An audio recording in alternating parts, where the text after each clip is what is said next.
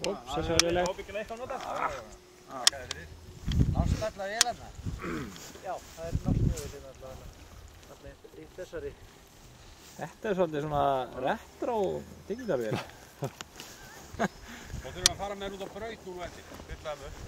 Það er rosalega gaman að mynda þar á brautinni. Ég gerði það áður en að mótið byrjaði því að... Jú, það þýðir ekkert.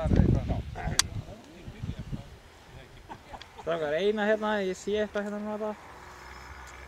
Það er smá fyrir.